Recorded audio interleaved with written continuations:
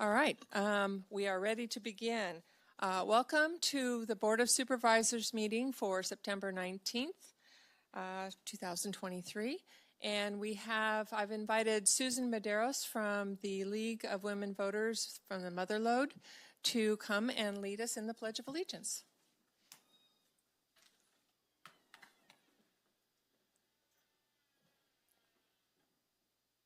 I pledge allegiance to the flag of the United States of America and to the republic for which it stands, one nation, under God, indivisible, with liberty and justice for all.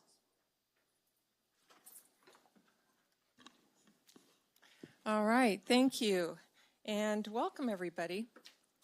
So our board appreciates communication from the public.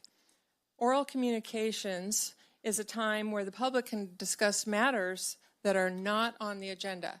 If you need to see what's on the agenda, there are agendas in the back table there. The Brown Act prohibits dialogue from us, the board members, with the public during this time. It is our time to sit back and listen to what you have to say. At every meeting, I encourage all to be courteous and respectful in this boardroom. The First Amendment allows members of the public to say what is on their minds. It also allows people to say things that are not true. My expectation as board chair is that the public conduct themselves not only respectfully, but truthfully. As most of you know, I also add a bit of inspiration of kindness. And to that end, I recite a quote from someone from either history or current day who speaks about kindness.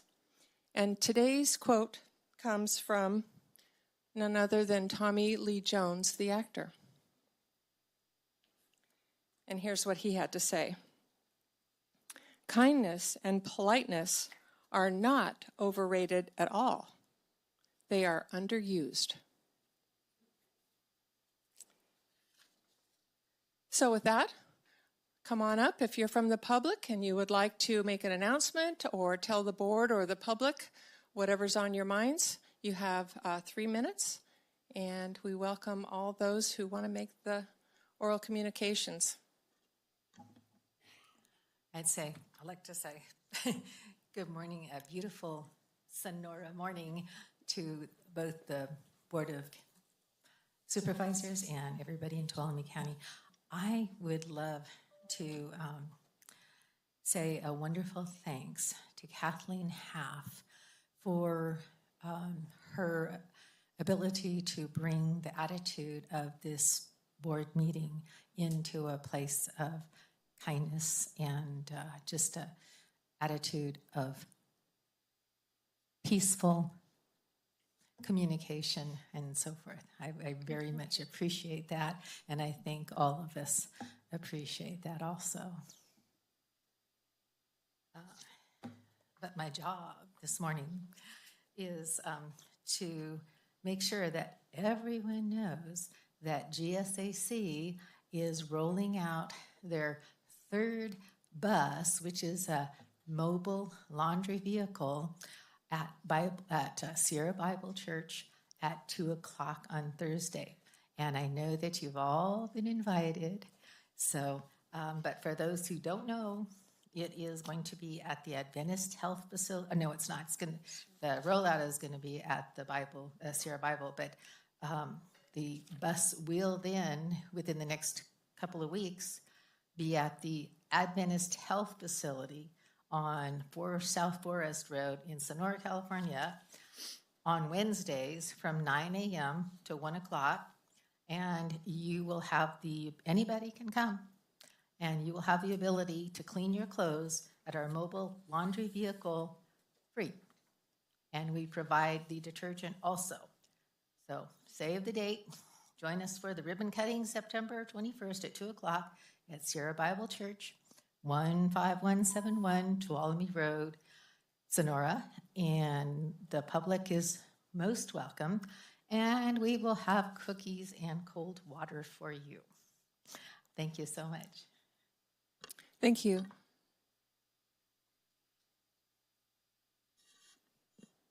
Good morning. Good morning, Board of Supervisors. I'm Susan Medeiros, Voter Service Chair for the League of Women Voters of the Mother Lode. I'm speaking on behalf of our local lead to remind everyone that today, September 19th, is National Voter Registration Day, first observed in 2012. It is a day to highlight the importance of voting in our national, state, and local elections. Registering to vote is an important first step in bringing citizens into the democratic process. The League of Women Voters is a nonpartisan political organization that encourages qualified citizens to register and to vote in elections. In addition, the League provides the public with unbiased voter information. A variety of League voter registration drives are currently being planned in different county locations. Information on these locations will be available through the local news media and on the League website. Our next voter registration drive will be on Wednesday, September 20th, and Thursday, September 21st at Columbia College. We want to remind people that your vote is your voice. And thank you for your time. Thank you.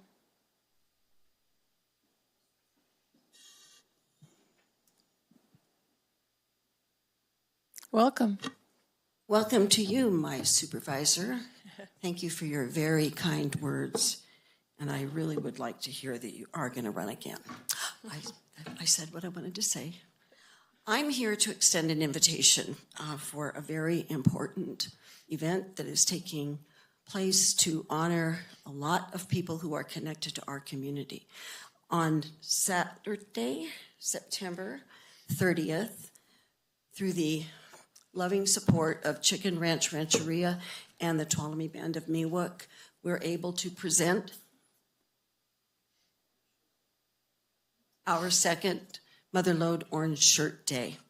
This is a very loving and important event for the many, many people in our own community who are descendants of survivors who attended the Indian boarding schools, not just our Miwok family and cousins and relations, but also the many other people who live in our community who are connected to and a part of other tribes, such as myself. My grandfather attended 3 boarding schools, and I'm a member of Wyandotte Nation of Oklahoma. And as a descendant of a survivor, it became vitally important for me to honor my grandfather and his legacy in this way.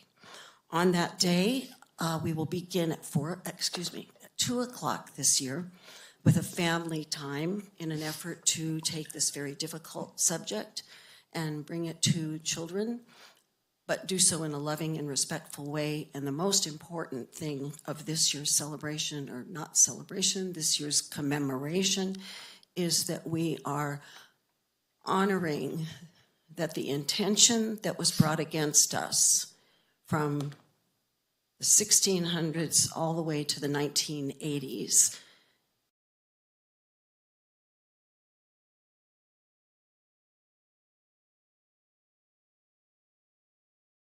isn't working.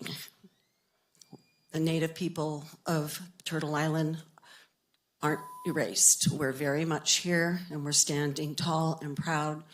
We are honoring our individual cultural traditions and looking for paths of healing for our whole society through the efforts that the people of the indigenous world of this part of the world can offer. There are many people in the room right at this moment who are doing amazing work, deep work to help our community. And so the day is going to begin with a time for families to experience cultural activities of Native dancing. Got 30 more seconds. And Native dancing, drumming, and then there will be 3 Indigenous storytellers who will be there telling stories from their own cultural groups and other cultural groups. And then we'll have some crafts for the children to do that are related to the stories. And with that, I want to say thank you so much. There will then be an event from BZ, 4 to 6. we have to stop. But what time? Yeah, I didn't hear the time. Yeah, I got my timer made it Yeah, worse. we have the timer Thank here. you. I'm going to remember that. Yeah. So what time? 2 to 6 o'clock. The first 2 hours is targeted towards families. The last 2 hours will be a more serious and very intentional memorial service. So I'd like to leave you with a poster, and I would like to leave you with this if there's a place where it can go outside. If not, I'll take it along and put it someplace else. Maybe you can find the place outside and we'll take the poster. That's a great idea. Thank you.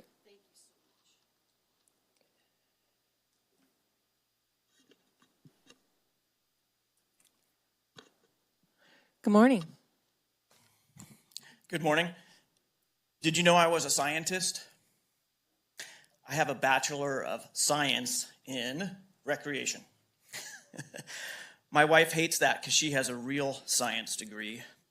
But despite the fact that it's a justifiable joke in our family, there is actually quite a bit of research done on recreation and the human experience. Did you know there are 5 phases to every recreational experience? I had a professor, and yes, she had an actual PhD in recreation, but she used to ask us to consider the fact that the words recreation and recreation are basically the same word. And other than being the outdoor recreation ministry leader at my church, I've pretty much left that career in the past, but I've never forgotten the comparison of those 2 words. Recreation absolutely has the power to recreate you in many ways. It doesn't matter if it's skydiving or knitting hats for kids with disabilities or hockey or ping pong. Whatever the right activities are for you, when you find yourself so fully engaged in them that all the other thoughts and stresses of your life have left your mind, then you've done it. You've been temporarily recreated and re-energized to return to those other things in life. Recreation also carries with it the added benefits of creating meaningful relationships with people and opening doors for significant engagement in the community in ways that might not otherwise happen. Recreation is quite an amazing gift. Now, as a Christian, I place my eternal recreation fully at the feet of Jesus.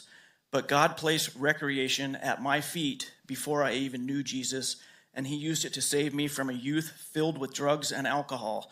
He used it to help me re-engage in my own life and to help me to be engaged with others as well. And he continues to use it to recreate my daily experiences. And whether you're a believer in God or not, the professional in me knows that recreation has the power to bring everybody to a better place, and I fully believe it is essential to the mental health of our community. Dear Lord, I want to lift up the recreation department to you and also any other private businesses, groups, or clubs that are providing recreational services to the county. Lord, give them the staff, the facilities, the funding, and the inspiration they need to help provide amazing opportunities for people. For everyone in this room, Lord, I pray that they already have the idea for their next recreational outing and that the planning goes smoothly and that they are looking forward to it with great anticipation, that during the activity they are fully engaged and having a blast. And I pray, Lord, that when they look back on it, they will look at it with joy. And Lord, I pray that after that they will return to work fully recreated and ready to take on everything thrown their way. In Jesus' name, amen. And for those of you who are curious, I just prayed for the 5 phases of your next recreational experience. Thank you. Thank you.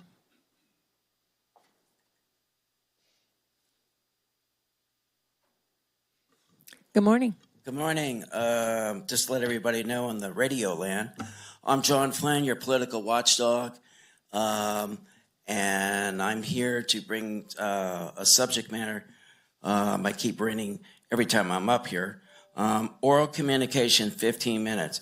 Our board values public participation and encourages community members to take this time to provide comments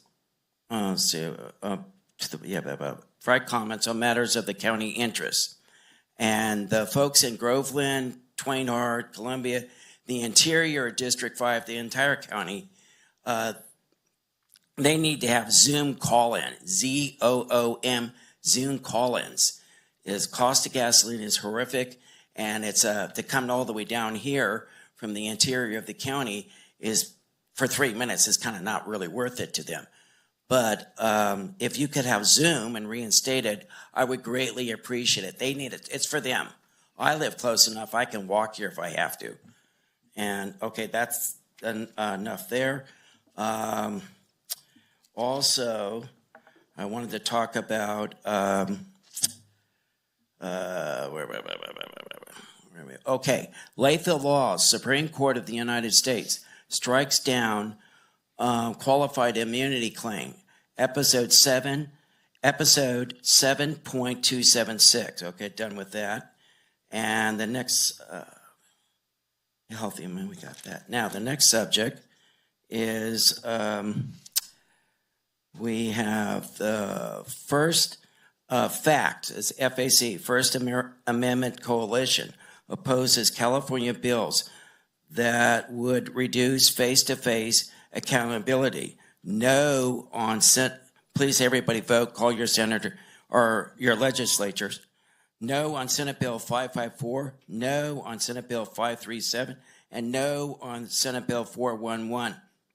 Also, where I got cut off 2 weeks ago, California is an at-will state. Either party can terminate, and your lawyers are meeting with Judge Siebert.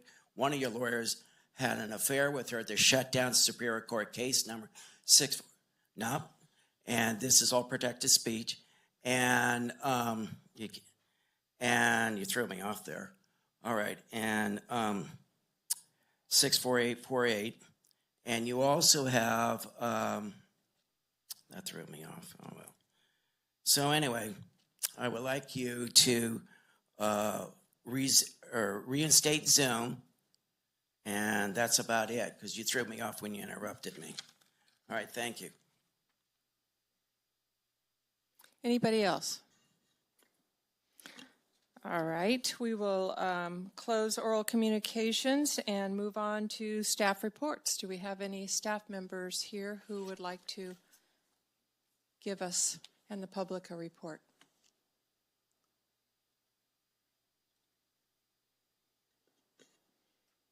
Hi there, welcome. Good morning, members of the board. My name is Gabrielle Seha. I am the communications coordinator at Tuolumne County Public Health. Flu season is in full swing, and I'm here today to announce our upcoming flu vaccination clinics. The first clinic will take place on October 11th from 12 p.m. to 6 p.m. at the Motherlode Fairgrounds in the Manzanita building. It is free of charge. Standard flu shots will be offered for individuals ages 2 and up, and no appointment is necessary. Additional to the flu vaccine this year, we will also be offering free COVID-19 vaccines for uninsured or underinsured community members at this clinic. Additional registration is required, which can be done on site. Registration forms for the clinic are available on the Tuolumne County Public Health website, as well as our lobby and several partner agencies. There will also be flyers and registration forms inserted in the Union Democrat next week. Additionally, there will be another free walk-in community flu vaccine clinic in Groveland on Friday, October 20th from 9 a.m. to 12 p.m. at the Groveland Evangelical Free Church. Flu shots will be available for those ages 2 and up while supplies last. Again, no appointment is necessary, but please bring a completed registration form with you. Please check out our Facebook and website for other information on mobile pop-up vaccination clinics that we have happening throughout the season. And starting today, for those ages 2 and older, free flu shots are available via appointment at Tuolumne County Public Health on Tuesdays. To make an appointment, please call us at 209-533-7401. As a reminder, the CDC recommends a yearly flu vaccine as the most important step in protecting against flu viruses. Combined with other preventative actions, the flu vaccine can greatly reduce the burden of flu illnesses, hospitalizations, and death. Other preventative measures to prevent the flu are avoiding close contact with those who are sick, limiting contact with others if you're sick, covering your coughs and sneezes, washing your hands frequently, and try to avoid touching your eyes, nose, and mouth. For the flu, the CDC recommends that people stay home for at least 24 hours after their fever is gone, except to get medical care or other necessities. High-dose flu vaccine is recommended for those 65 and older, but please consult your healthcare provider or local pharmacy for availability. Again, if you have any questions, please call us at 209-533-7401. Thank you. Thank you.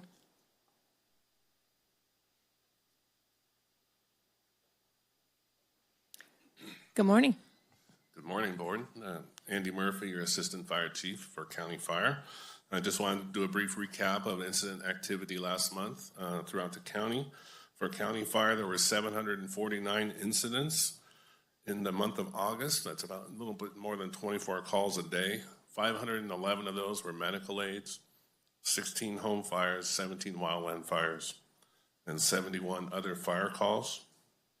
Station 51 was our busiest, excuse me, busiest station with 195 calls. That's at Mona Village. And Jamestown was 160 calls. That's pretty.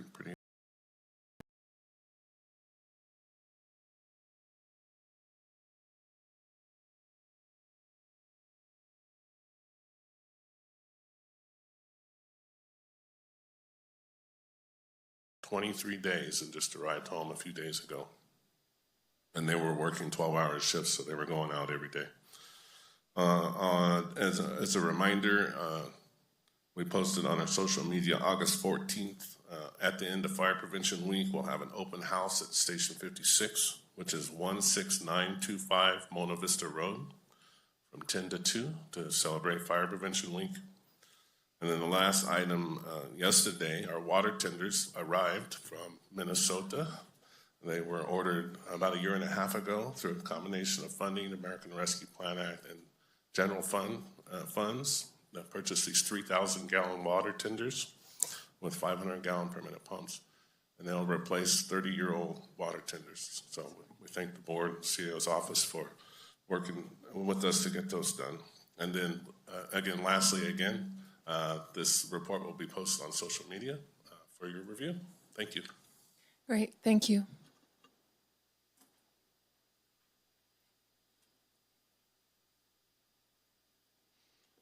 Welcome. Thank you. Good morning, Board, Madam Chair. My name is Jahia DiMattei. I'm the Principal Plans Examiner for Tuolumne County Community Development Department.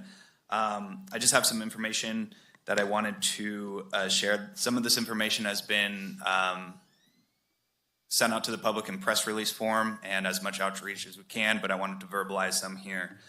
The Community Development Department and the Public Works Department, located at 48 Yaney Avenue, will be closed to the public beginning Monday, September 25th through Friday, September 29th, and reopening on Monday, October 2nd. All permit applications for both departments will be suspended during this closure and will reopen with a new OpenGov permitting system on October 2nd. The online and e-Track-It, this is our online permitting system, will be suspended and not be available for further use as of the end of the day today. It will be replaced with the new OpenGov permitting system on October 2nd. Building inspections will not be conducted on Monday, September 25th. All inspections requested received by 3 p.m. on Friday, September 22nd, will be scheduled for Tuesday, September 26th. The Environmental Health Division will not be conducting inspections on Monday, September 25th, and Tuesday, September 26th, and Thursday, September 28th, in preparation of the deployment of OpenGov. We have already done 2 public trainings for our county, for those that were interested in the new permitting software, on September 15th and September 18th. One was in Groveland and one was here last night in the Board of Supervisors training. Those trainings, or at least one of those trainings, will be uploaded to the website for people to be able to watch at a later date. We have more trainings coming that's going to be sent out in a press release today. These trainings are going to be very specific to building permit applications. We're going to dive deeper into processes and procedures and helping the public to be able to understand how to navigate the system and how it works for building permits specifically. Those trainings will be on September 26th here in the Board of Supervisors chambers, starting at 4 p.m., and September 27th in Groveland at the Resiliency Community Center, starting at 4 p.m. Thank you. Thank you. Just for the public's awareness, that was a heavy lift. We're going to computerized permitting system, online permitting system.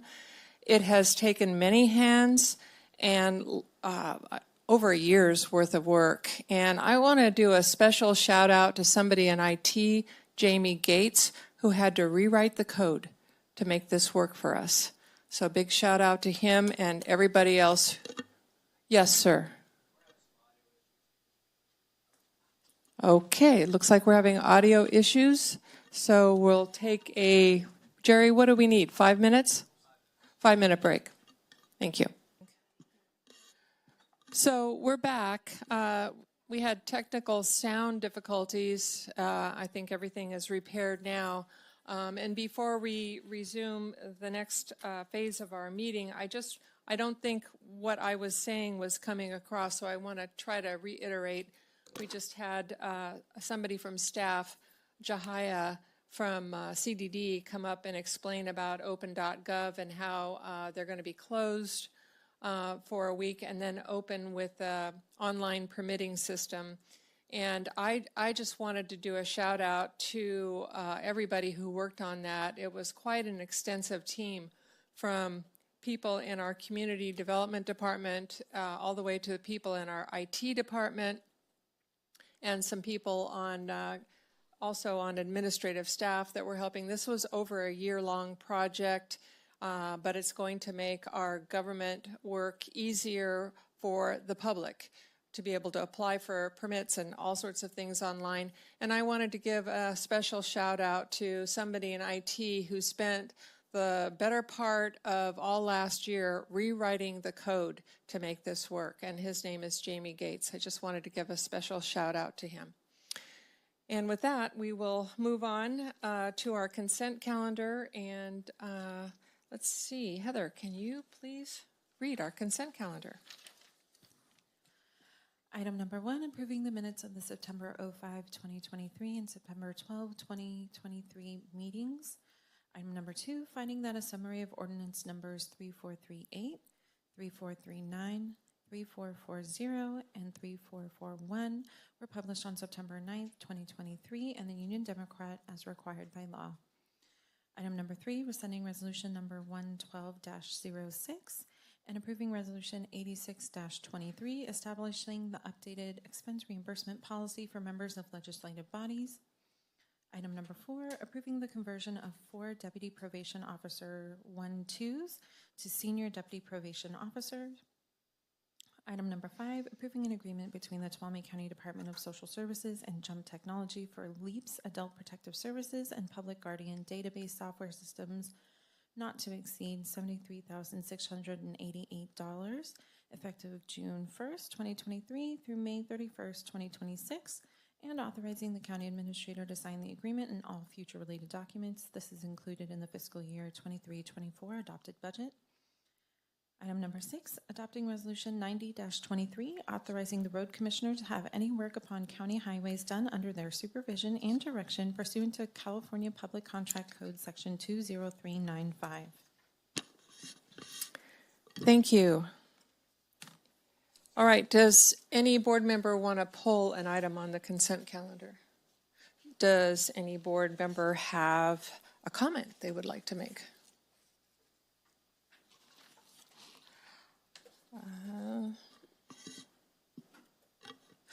I have one comment I wanted to make, just to make it clear on item number 3.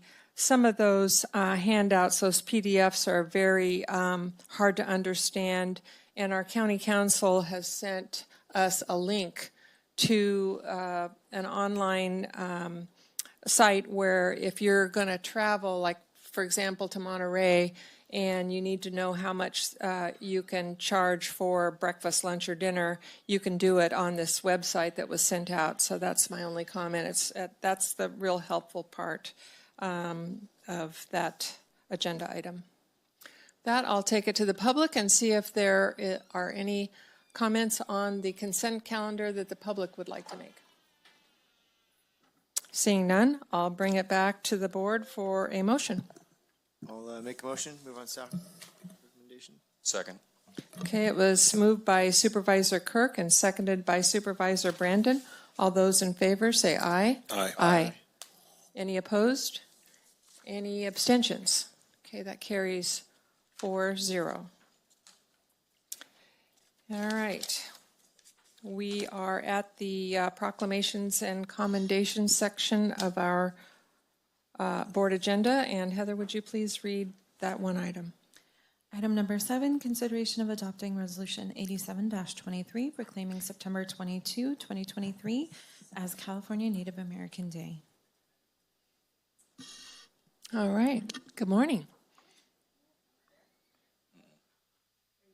Okay. Oh, I'm really loud. Good morning. Machuxis Kuchama Kaneo. Breaking up.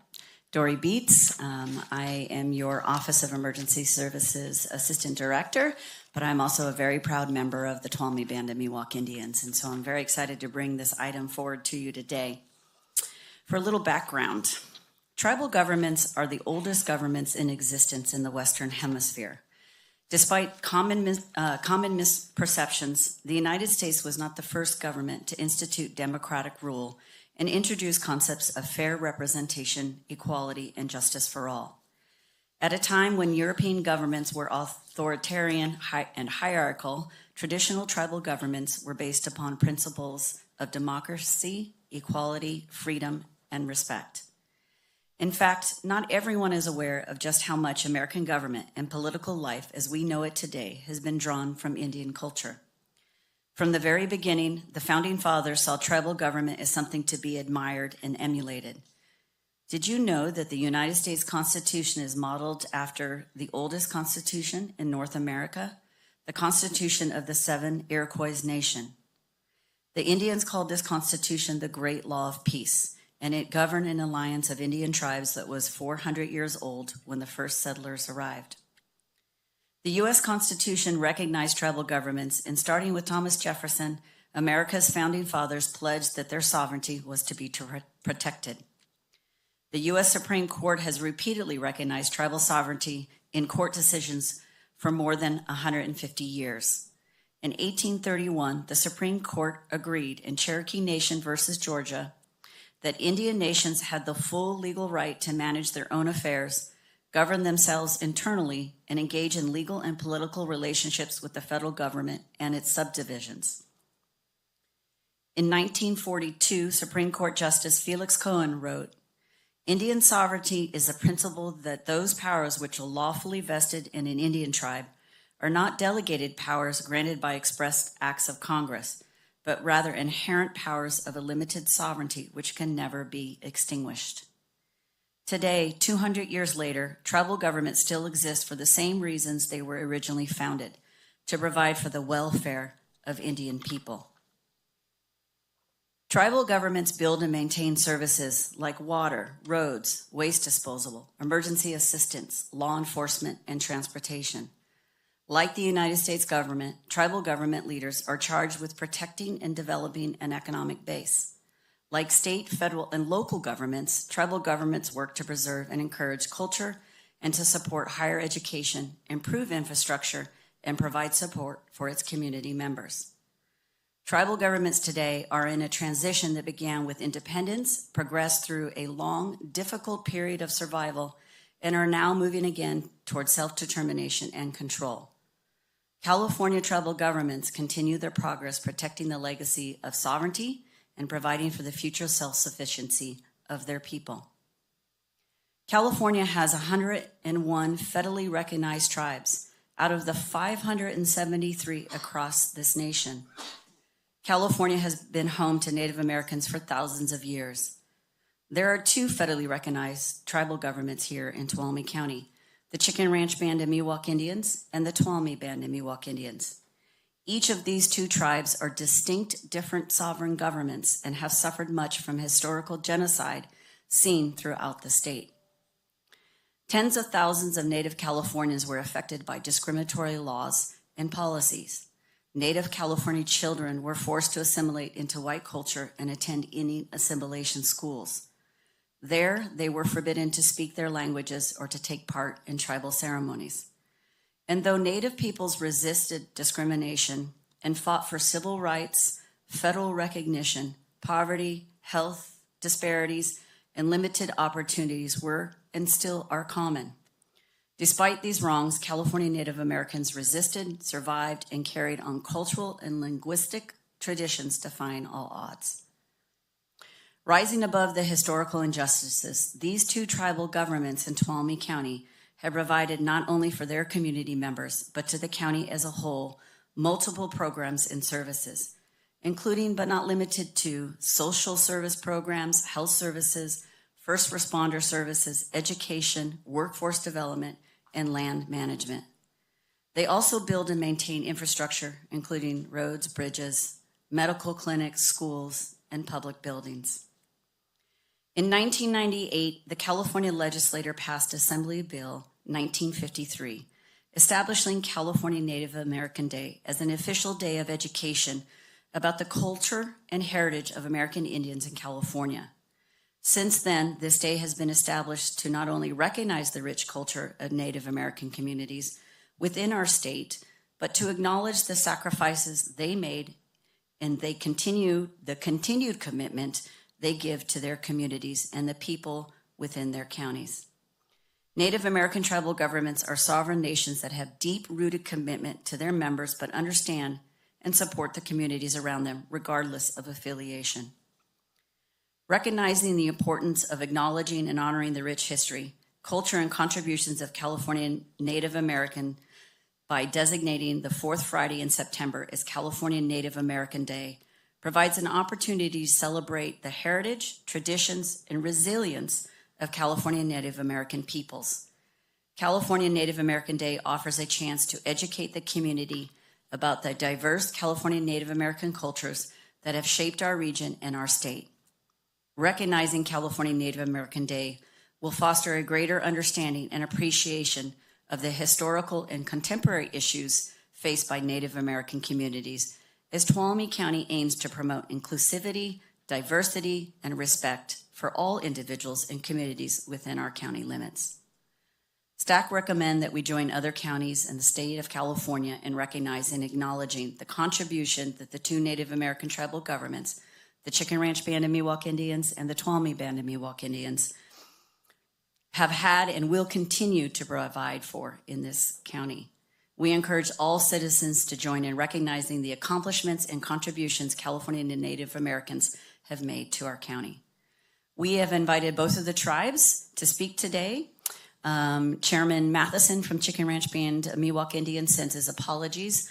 He could not attend, but I would like to introduce the tribal council officers for the Tuolumne Band of Miwok Indians, Chairwoman Andrea Reich, Vice Chair Kyle Cox, our Treasurer Lauren Ford, and our Tribal Secretary Chate Murray Collier. Thank you.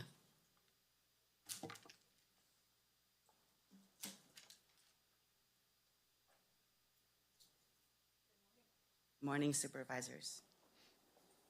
Majuksis. My name is Andrea Reich, and I serve as chair for the Tuolumne Band of Miwok Indians. I'm here today in support of Resolution 8723 on behalf of the Tuolumne Band of Miwok Indians.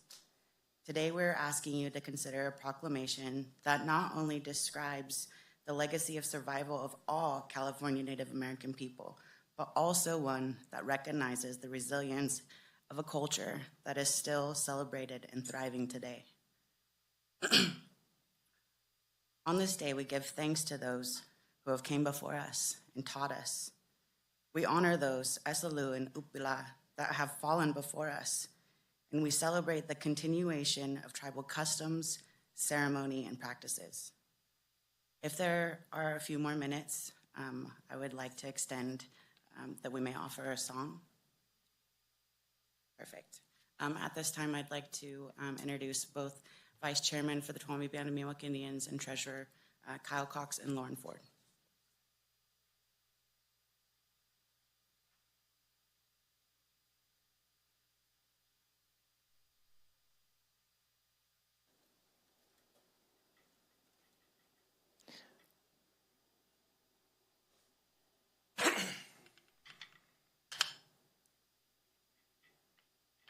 Wake up, night, wake up, night, wake up, night, wake up, night, Kana, yo, hey, Kana, hey, you, hey, Kana, wake up, night, wake up, night, weko nai, weko nai, kahanam. Yo hey kahanam, hey you hey kahanam. Weko nai, weko nai, weko nai, weko nai, weko nai, weko nai, kahanam. Yo hey kahanam, hey you hey kahanam. Weko nai, weko nai, weko nai, weko nai, weko nai, weko nai, kahanam. Yo hey kahanam, hey you hey kahanam. Weko nai, weko nai, weko nai. Oh. Thank you. Thank you, guys. Thank you.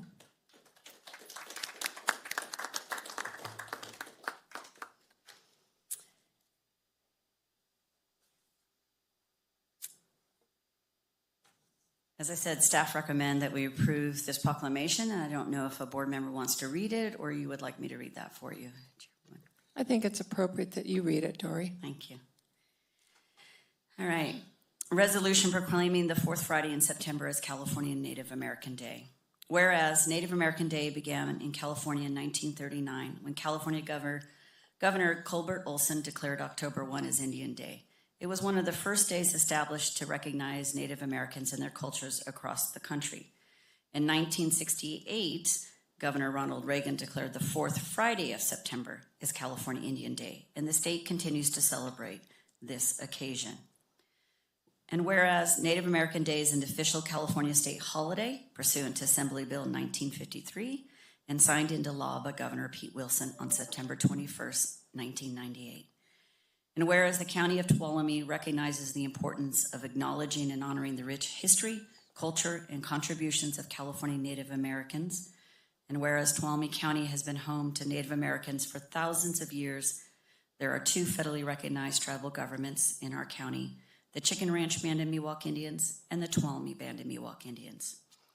And whereas Miwok means people or Indian people, and both Native American tribal governments have given so much to our community, from economic self-sufficiency, creation of jobs and resources, they have helped to make our communities stronger and more prosperous.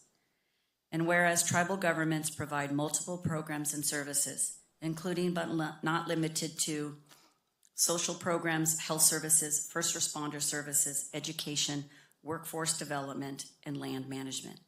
They also build and maintain infrastructure, including roads, bridges, and public buildings. And whereas the California Native American Day, we pause to honor and appreciate the first Californians and these two Native American tribal governments who have shaped so much of our past, present, and future. Their richly diverse cultures have informed every aspect of our community's history. And whereas Tuolumne County is grateful for the leadership of the two California tribal governments and their communities here within Tuolumne County, they embody the values of diversity and resilience that have come to define California and Tuolumne County as a whole. Now, therefore, be it resolved that the Tuolumne County Board of Supervisors does hereby acknowledge that Native American governments have helped to make our communities stronger and more prosperous, celebrating the richness of the county's unique tribal history and traditions, as well as the impact Native American cultures have had upon our county. Be it further resolved that the County of Tuolumne is committed to protecting the sovereign right of Native American tribal governments and organizations and institutions to strengthen our communities, and that we encourage all citizens join in recognizing the accomplishments and contributions Native Americans have made to our county. We salute those who have sought to honor the important role of tribal government leadership in our county's past, present, and future. Be it further resolved that the County of Tuolumne does hereby proclaim the fourth Friday of September as California Native American Day. This proclamation is specific to Friday, September 22, 2023, and will be renewed annually. Thank you. I think at this time we'll go to the public to see if there's any public comment on this proclamation and resolution.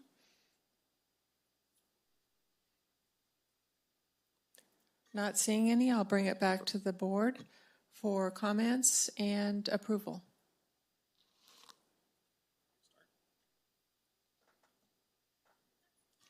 Go ahead.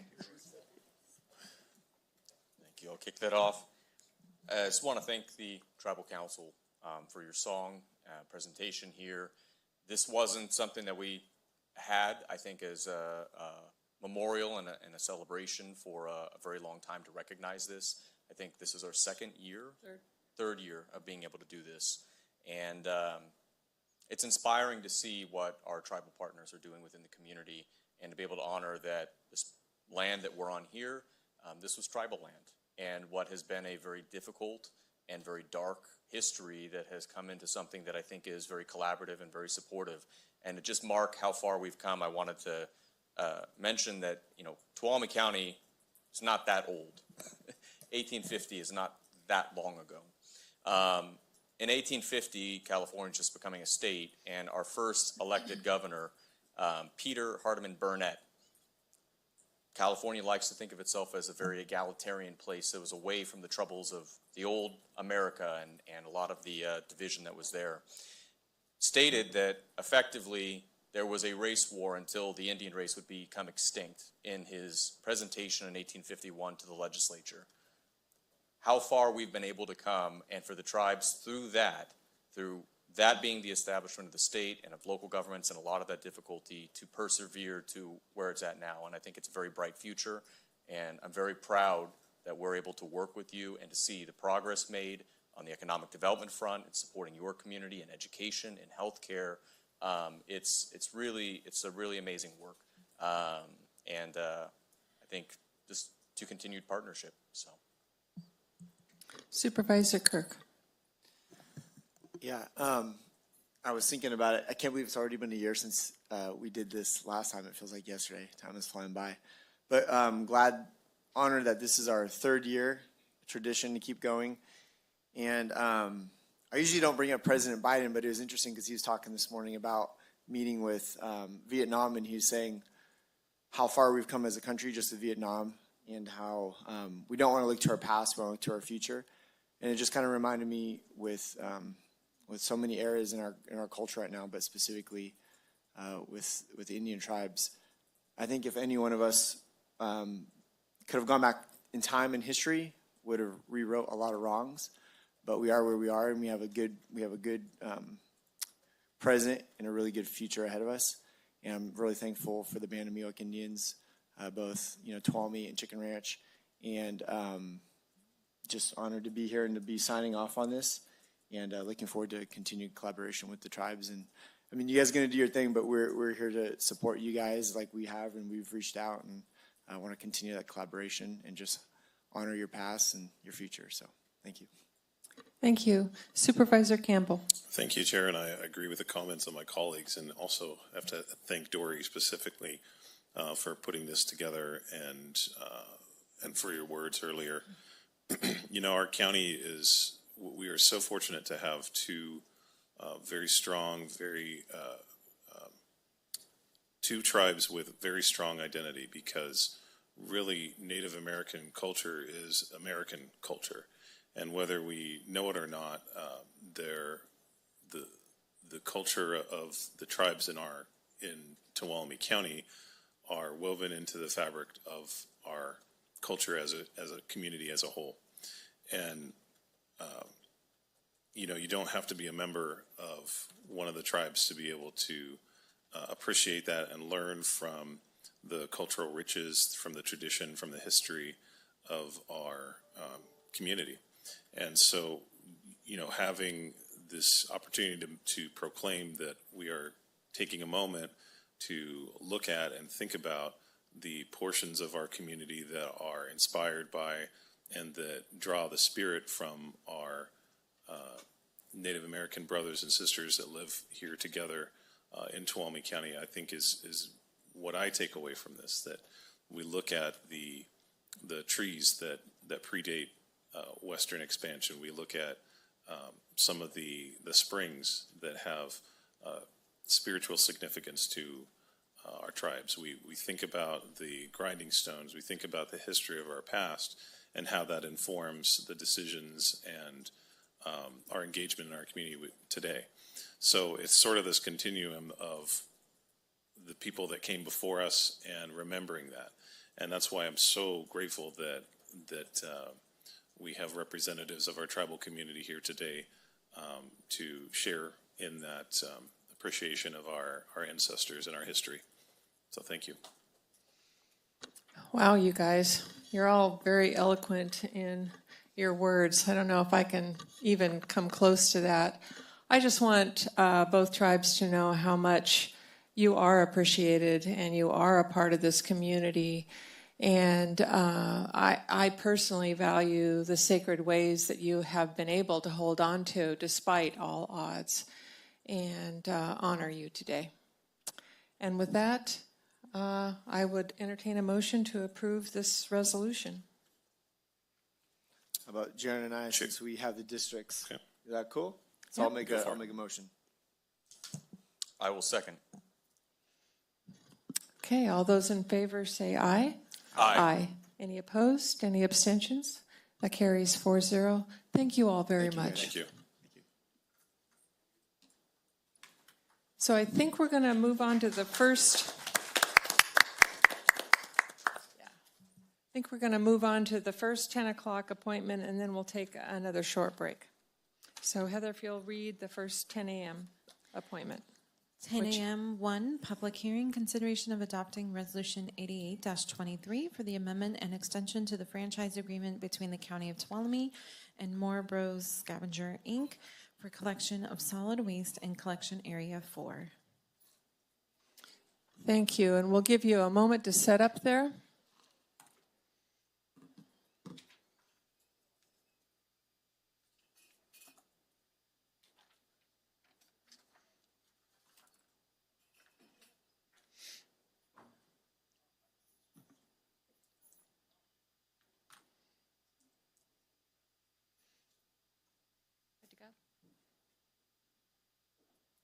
All right, good morning.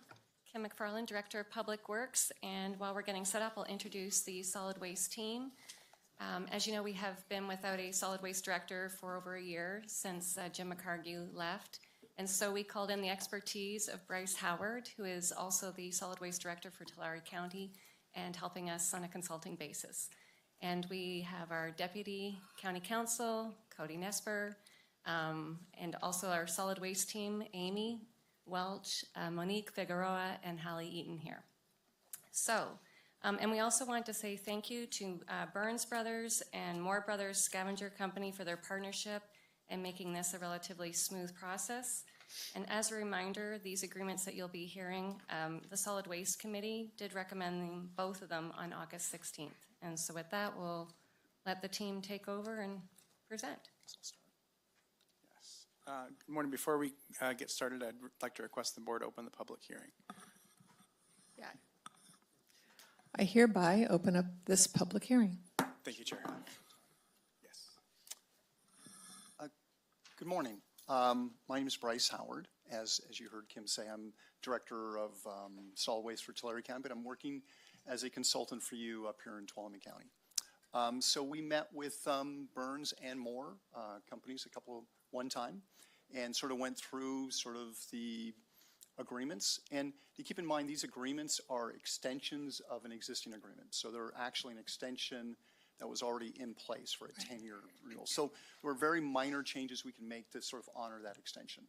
So we did a couple of things. One was we upgraded the CPI rate calculation from the Bay Area CPI, basically, and we upgraded to the sewer water trash, which is similar to what you did last year for Cal Sierra.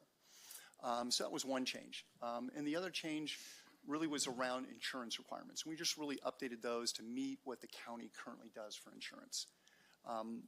Increase in some general liability insurance requirements and things like that.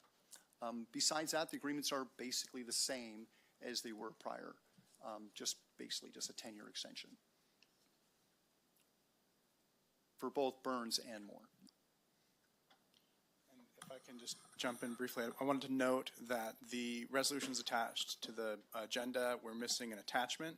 So we've provided updated resolutions that have that attachment to the board, and they are also available to the public. Cody, can you tell us which, I was looking for the names of the two haulers, and I see waste collection area 4 and 3. Which is which? It doesn't name the companies. Right now, we are addressing the Moore Brothers agreement. Which is which one? Oh, it is up there. It's in the third whereas. Okay, thank you. I was looking for that. Yes, and their collection area 3. 3. Okay.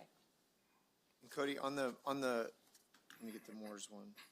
Could you point out the CPI? Is the updated version on here, the one that was just handed up to us, the CPI? So that's not listed in the resolution, but that is listed within the franchise agreement itself. And that's the index that will be used to calculate the rate adjustments. It's not changing the rates today. It's just changing the method. Right. You said we're taking that from the CPI from the Bay Area, basically, model? Or index? Well, it was formerly the Bay Area specific CPI, and now it's more of a solid waste specific CPI. This is the same adjustment that was made recently, you might recall, in the waste management collection agreement, so it will make these consistent throughout the county. I may have cut your presentation short, so I wanted to allow you to continue if you have more to say before we go to questions from our board. I don't believe we do. We're just requesting the board approve these revised and extended franchise agreements. Okay, so I'll ask my board members if you have any questions.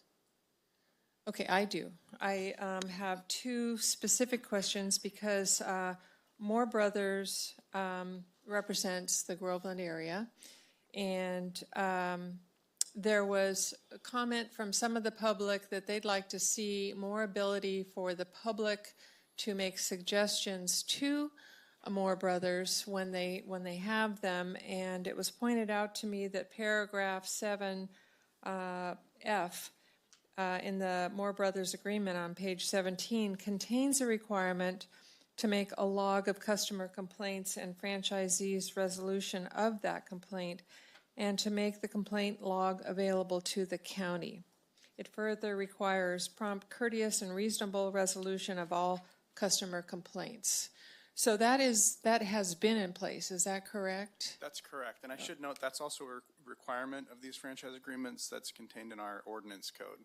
So Okay. Section 7.24.110 requires that. Okay, so this is notice to the public that there is a complaint process, and it would be, they didn't see any way of making a complaint on the websites electronically, so it'd have to be in writing? It doesn't, yeah, so the... Doesn't designate. The agreement and the ordinance code doesn't specify the means, but the ordinance code does specify that there's a phone number that's available. There are some specific requirements within the ordinance code about availability and accessibility for the public.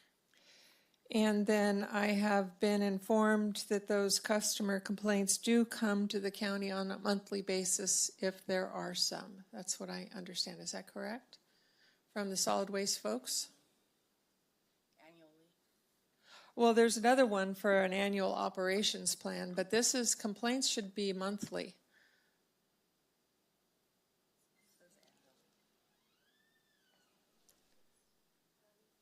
I just want to make sure that there's a process by which the public understands their issues or their suggestions, maybe even something that would make the service better, are addressed and answered on a monthly basis.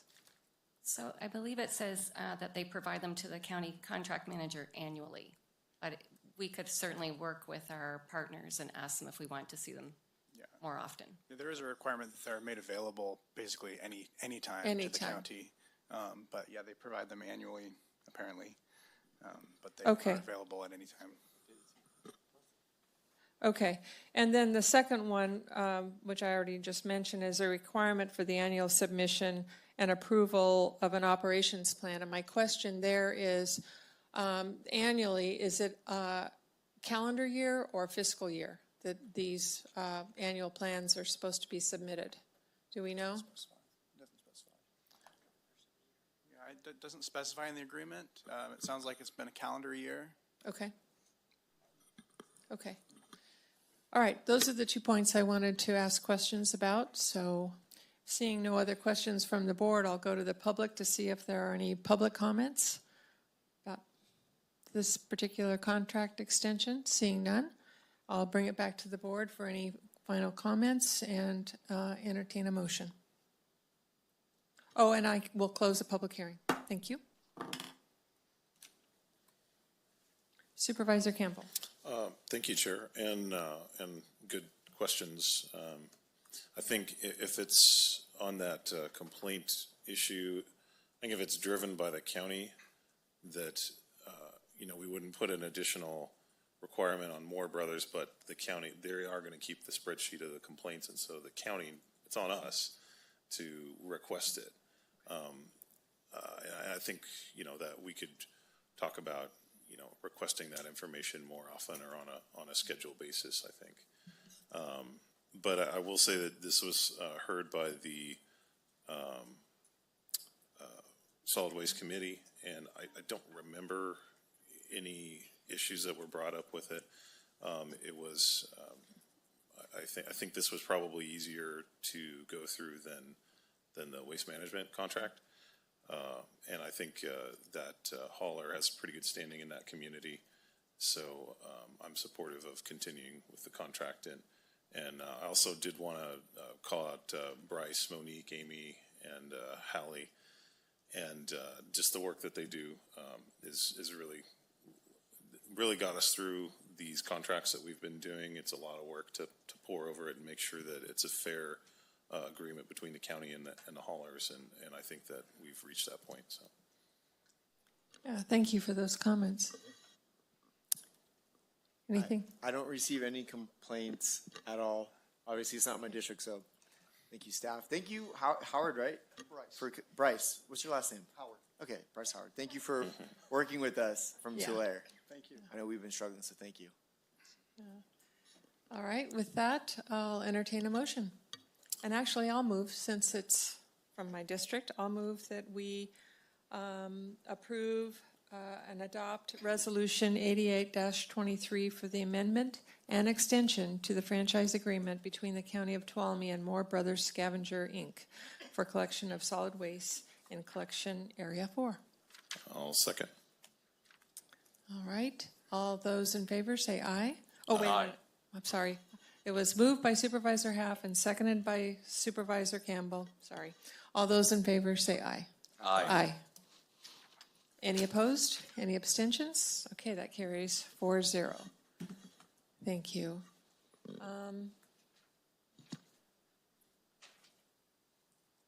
Do we expect this next one to be very long? I was going to take a break, but you're seated. You're seated I would there. hope it should be about the same length. Okay, if not let's shorter than go this. ahead with the next presentation and then take a break. And Heather, would you read our second 10 a.m. appointment, please? 10 a.m. Item 2, public hearing consideration of adopting Resolution 89-23 for the amendment and extension to the franchise agreement between the County of Tuolumne and Burns Refuse Service, Inc. for collection of solid waste in Collection Area 3. Thank you. Same as with the other contract, they're very similar agreements, similar service levels. Sorry, I need if to can open up interject. the public hearing. Open the public hearing. Sorry about that, Bryce. Sorry about that. Thank you. Like I was saying, very similar agreements, similar service levels, similar extension requirements, and similar CPI rate adjustment change to a national, more industry-focused, and a little bit of change on the insurance. And there are a couple issues I needed to address. The same issue with the missing attachment to the resolution, so your board should have a revised resolution. Those are also available to the public. And then within the agreement itself, there is an erroneous sentence that was inserted regarding where the franchise fees will be deposited. It specifies that they'll be deposited into the Solid Waste Compliance Fund. That is not accurate, and that's not the intention of this revised agreement. So what we are requesting is that the board approve this agreement with that sentence stricken. It's at page 13. It's the final sentence of the first paragraph of section 6A. It says franchise fees shall be deposited into the Solid Waste Compliance Fund. So we are requesting that we strike that sentence and that the board approve this agreement with that change and authorize the board to sign a revised agreement once we have Burns' approval with that change as well. So we will need to be careful how we use those fees. The county will be mindful that those fees will only be used for solid waste purposes. The intention is that they'll be deposited into the solid waste enterprise fund, but we shouldn't need to specify that within the agreement. Okay, you said that's on page 13? Yeah, page 13, it's the final sentence in the first paragraph of section 6A.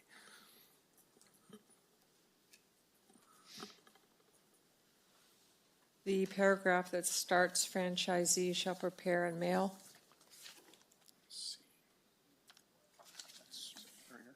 6A. In consideration of the exclusive franchise provided. He said the second part. It's the final sentence within that first Okay. paragraph. So as it reads from the website, that is accurate or not accurate? The franchise fees shall be deposited into the solid waste compliance fund is inaccurate. Okay. And that language it's not in the current agreement, and we would not like it to be in this proposed agreement. So just strike that. Strike that. We haven't run that change by Burns, but it really shouldn't affect them whatsoever. So I don't anticipate any issues with that change. In section 6A. Okay. And does that conclude your presentation? It does. Okay. Yes. So I'll ask if there are questions from the board. Supervisor Kirk? Just one question. It was brought to my mind, but I haven't had any complaints since I've been a supervisor. Is there a snow removal policy for Burns at all? Just if somebody wanted to review it? Like I know There's not a it's- specific policy that I'm aware of, but it would be part of the operations plan. And if there were issues, that could be something that the solid waste manager could address within the operations plan. Okay. All right. Not worried about it. I haven't had any complaints, so. Unlike waste management. That was my only question. Okay. Seeing no other questions, I'll take it to the public. Are there any public comments on this particular item? Seeing none, I will bring it back for final comments and entertain a motion. And Chair, if we could close the And public hearing. I will close the public hearing. If there's, you gonna You can go for, well, I was just going to move to approve, adopt resolution 89-23, the amended and extended extension to the franchise agreement between the County of Tuolumne, Burns Refuse Service Incorporated for collection of solid waste in Collection Area 3 with the, with striking the item in Section 6A. Section 6A, as mentioned by council. And then I'll second it, but I want to say thank you to Burns. If you look at the map, they're basically my entire district. And I've never had one complaint about your service, except from Burns, because my dog was barking at their trash driver. So I got to do a better job of locking my dog up. But no, seriously, for being in office for 5 years, it's nice when I'm dealing with waste management. I get lots of issues, but never a complaint about Burns. So thank you for the partnership, wherever you are. Are you there? Hello. I'll try and lock my dogs up better. I forgot to this morning. All right, I'll second. All right. All those, it was moved by Supervisor Campbell and seconded by Supervisor Kirk. All those in favor say aye. Aye. Any opposed? Any abstentions? Carries 4-0. Thank you very much. And now we will take a break for 10 minutes. All right, looks like we're getting ready to begin. If everybody will take their seats.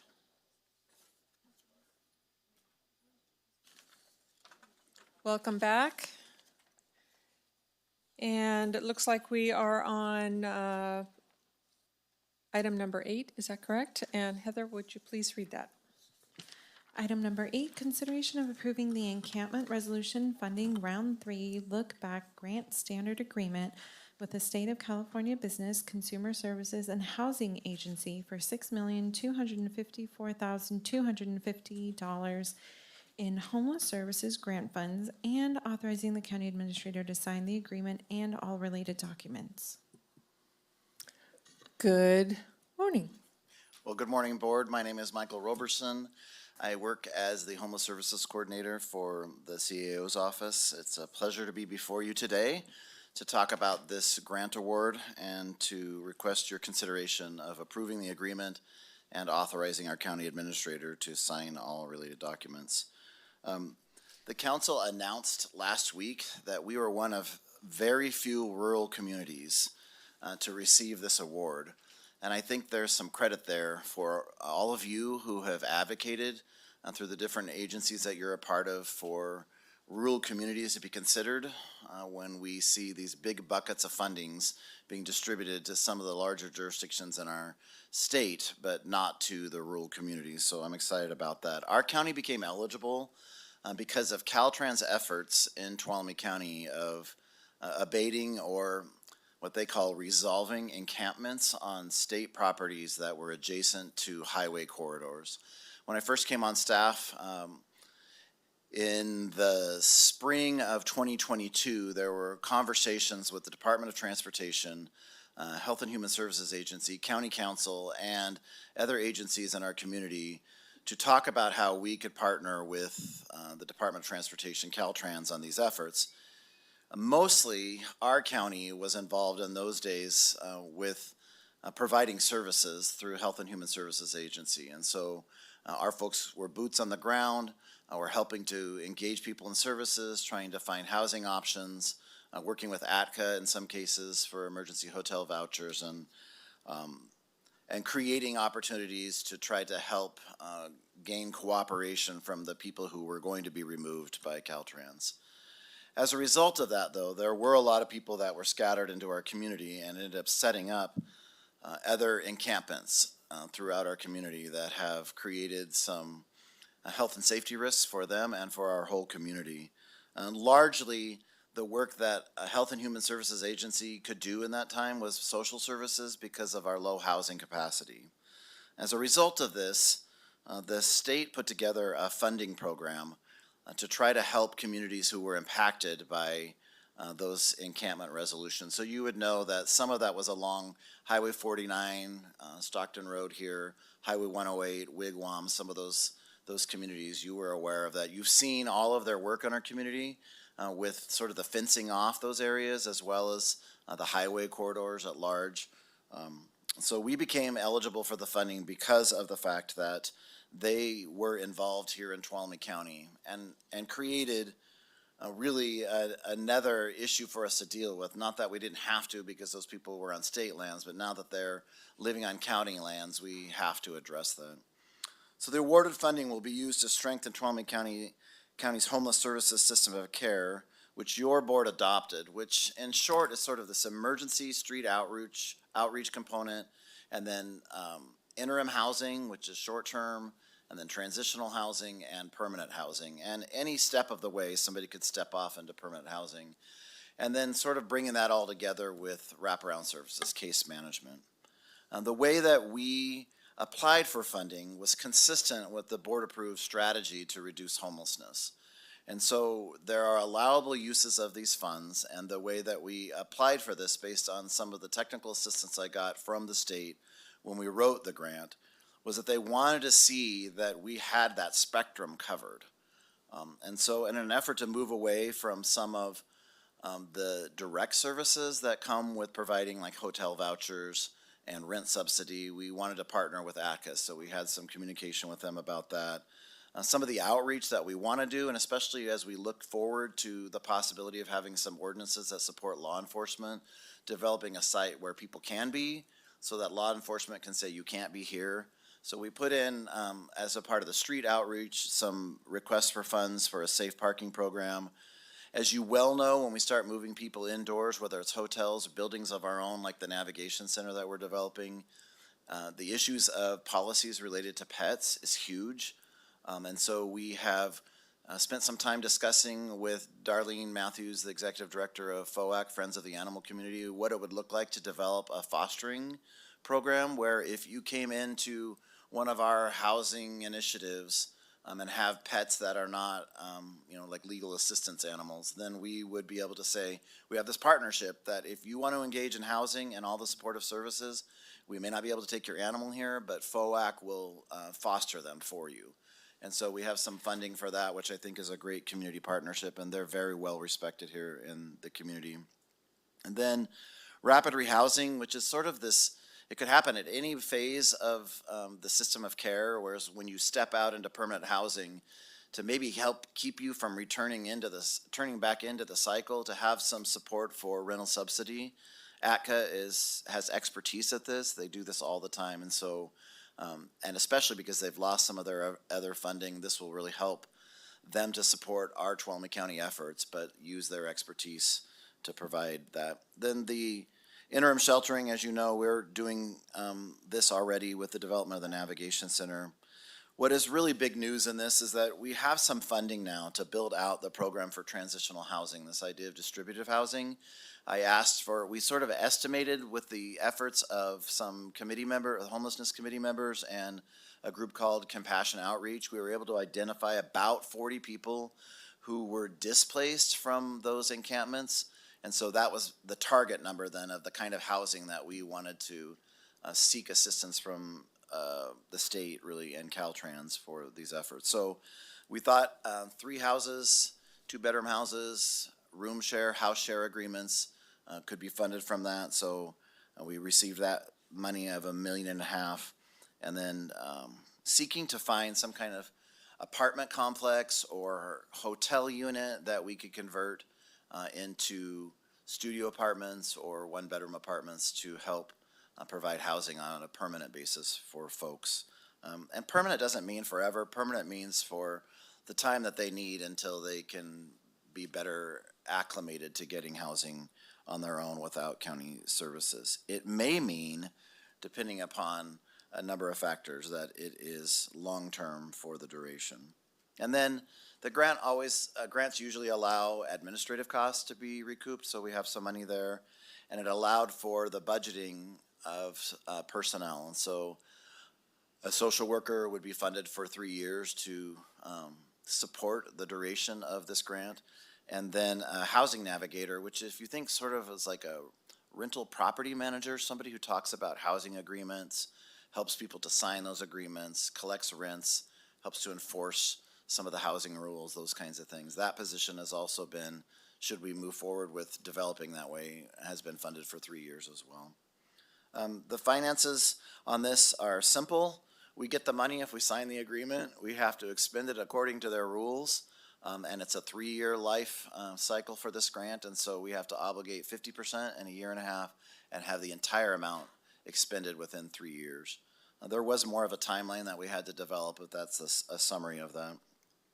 And we don't get the money until we send in the signed agreement. There are no matching funds required for this. It's great. Amazing. It's a gift for our community for sure. I would also like to say something else that I observed in the process. While I'm here presenting today, Rebecca Espino, the Director of Health and Human Services Agency, was invaluable in the development of this grant application, as were directors of Behavioral Health, Tammy Mariscal, and Social Services, Michelle Clark. Without their expertise and their boots on the ground kind of knowledge and the facts and figures that they gave me, there is no way I could have generated an application that would have ever been accepted. And I would also like to say again, in recognition of advocating for rural communities, that your work and the way that you have become connected with the advocacy groups for rural communities, as well as some of the decision makers in Sacramento, has made a big impact. And I have heard time and time again in these meetings that Tuolumne County is known. And I want to pay special thanks to Tracy Riggs, because it's her tireless advocacy for the county is why we are known and why her name is known and she is respected. And I believe her advocating and her emails and her communicating to decision makers was in part why we were granted these funds. I'd like to think that there's a fine line between advocacy and irritation, and I hope that I'm living right on that line. So, but we were offered the grant, and so it is staff's recommendation that the Board of Supervisors approve the Encampment Resolution Funding Round 3 Look Back Grant Standard Agreement with the State of California Business Consumer Services and Housing Agency for $6,254,250 and homeless services grant funding, and authorize the county administrator to sign the agreement and all related documents. Great, thank you. So board questions first. Who has some? No? No? I have one. Great. When you'd mentioned the Friends of the Animal Community, I think that's FOAC. Yeah. I think that's great, but a question mark kind of arose in my head, and I don't know if you've even had a chance to look into this yet. I know how attached the unhoused folks are to their animals. So what is the likelihood that they will take up the FOAC to foster their animals if they get some kind of housing? This issue has really been escalated in discussion about what our pet policies are. Now, service animals are different, right? So pet policies at the Navigation Center, there's room for 50 people there. So if everybody gets to bring one pet, there are 50 pets there. It can't happen. And if you do outdoor kenneling, then the neighborhood is going to come unglued because of the noise of the barking dogs or the meowing cats or whatever happens out there. So there have to be some rules with that. And FOAC is currently working out a plan to develop, further develop their capacity to work in this way, and maybe using some of this money to provide incentive funding for individuals and families in the community to be foster families and have visitation and those kinds of things.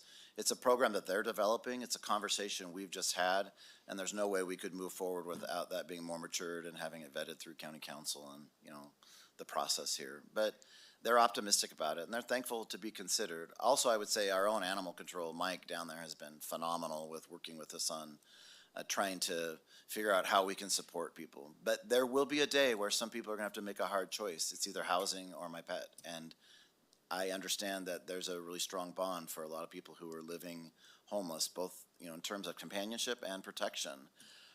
But the county can't do it all. Right. Thank you. Yeah. All right, I'll go to the folks in the room to see if there are any comments. Please come forward.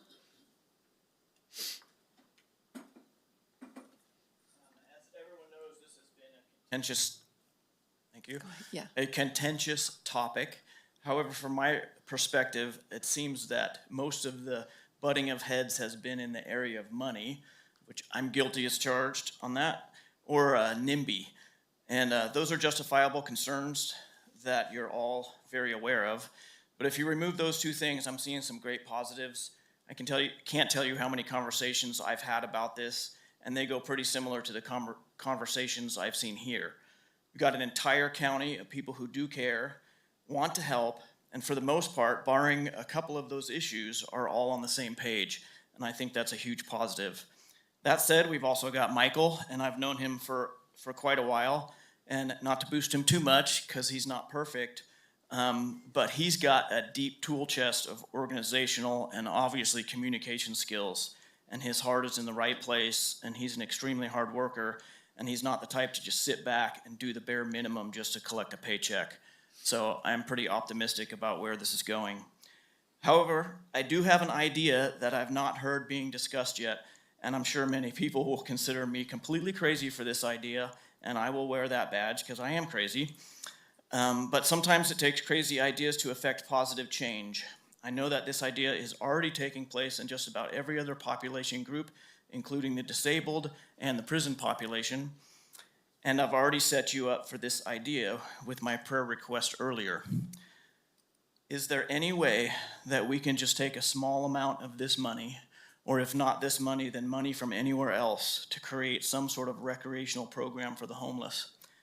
It doesn't have to be expensive or expansive programs, but with the help of their caseworkers, transportation, the recreation department, and the community, we could just provide some occasional opportunities for them to get out and maybe be introduced to some activities that they may not already know, or reintroduced to something that they've lost.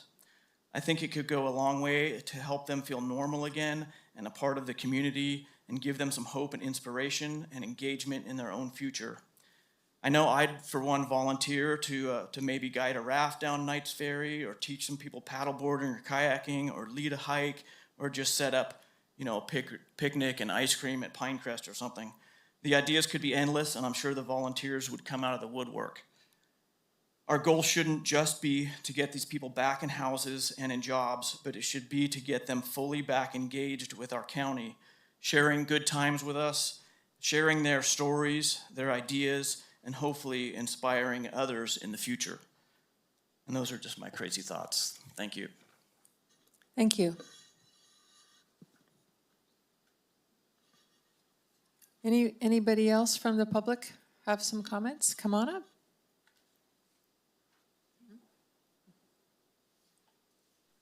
Welcome.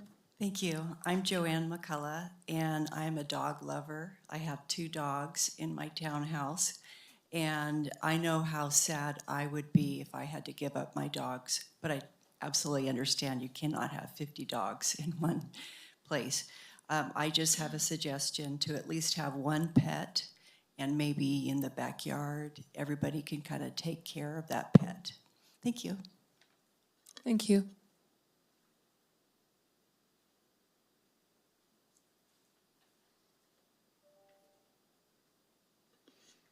Welcome. Thank you. I'm in support of our local government acquiring and rehabilitating existing housing. Landlords and developers will not take on the housing of low-income and unsheltered families. These grants are a way that can stretch subsidy dollars to cover many more households more quickly and often in higher opportunity neighborhoods. We cannot have all our low-income housing together. The mix of varied income housing is essential for the education of our young people, and also we need to be strategic with property acquisitions and development. But we do not want to lowball the oversight costs of these housing units. Please be realistic about the oversight, as it's essential for sustainability. Do we need to make our voice heard with the Federal Housing Choice Voucher Program, which was formerly known as Section 8? Because this program is administered regionally, small rural counties are not a priority. How can we get landlords to take these vouchers? And because no state or federal funding exists to help residents in the so-called 80% to 150% of the area median income, we will most likely see more people without housing.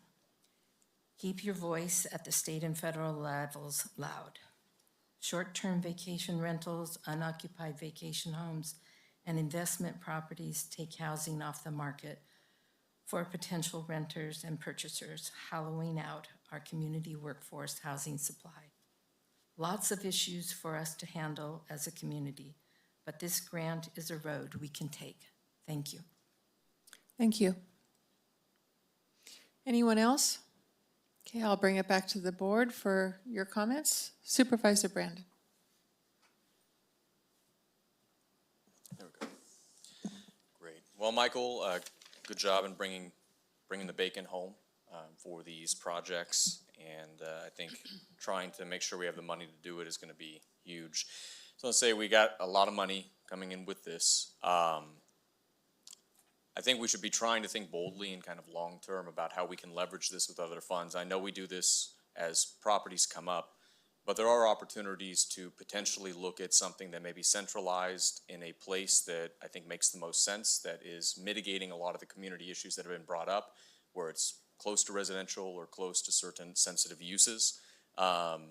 We had a discussion about home key as an example. If we're able to find something that can be built new in 18 months, which is hard but doable, areas have done it, this is the type of money that could make that happen. It's always challenging, I think, when we are looking at converting existing residential or commercial, if it's not damaged and being fixed up, into it.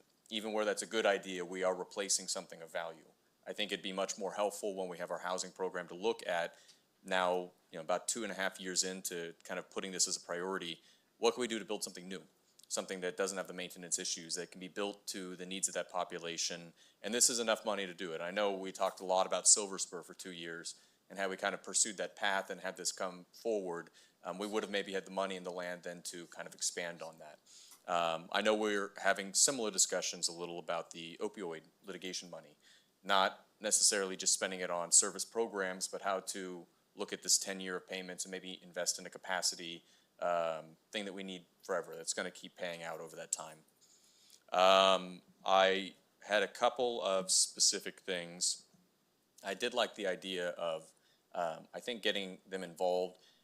I don't necessarily share the recreation program, but the idea that people need more than bread and a roof. I think that's a very good starting point, but we're rebuilding some of these people and their purpose and what they're living for, frankly. We need them to have positive feedback and want to reintegrate into the community.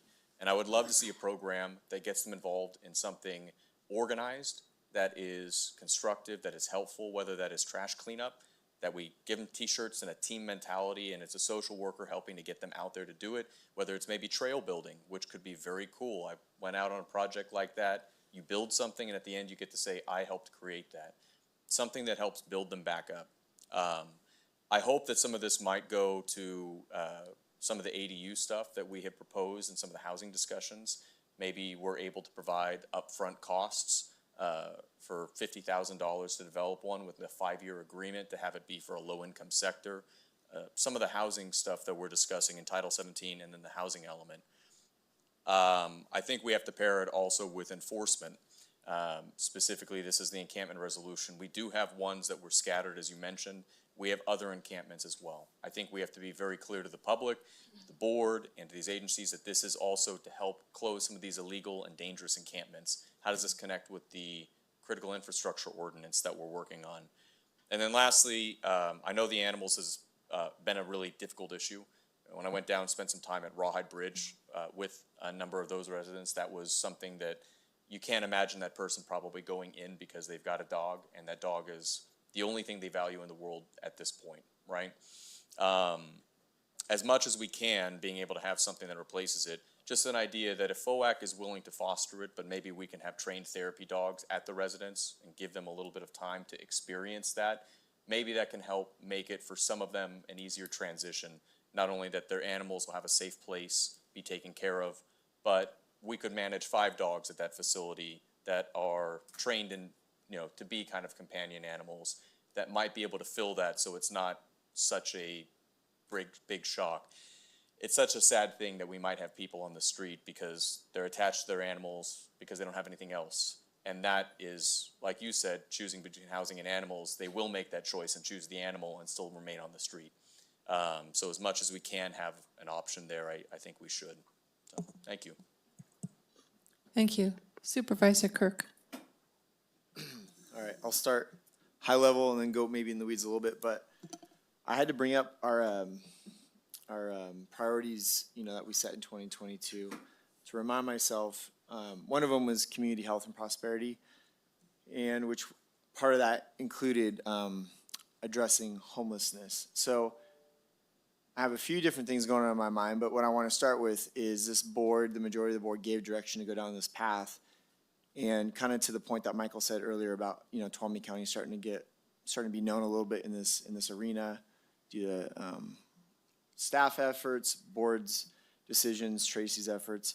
I think if this is an area that we want to affect change in, we're definitely down that path. So I think we've done a good job as far as going after the grant monies. Obviously, we're getting awarded this grant. So I want to start off with on a positive note because it's not an easy topic, and I want to say this because I had to remind myself again.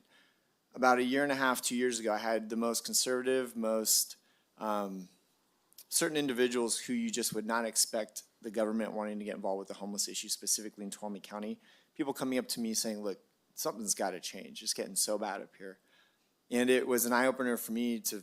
It basically clicked in my brain that, yeah, obviously we have an issue, but finally that sect of the population that would be completely resistant to any sort of movement towards the homeless conversation is there. And so as we go down this path, and as I get emails and phone calls from folks I know, from folks I don't know, maybe frustrated with some of the movement of the county towards the homeless conversation, we have to remind ourselves where we've been, how bad things were going, and that kind of like Mike said earlier, there's a majority of the county who really wants to affect change in this arena.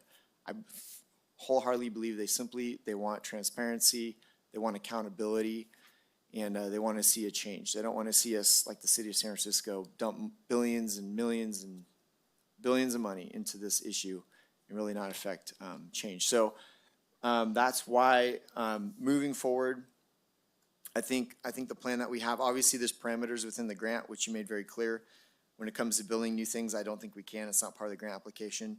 And I think we'd waste you a ton of money if we did build something new, just because the cost per square foot right now is outrageous.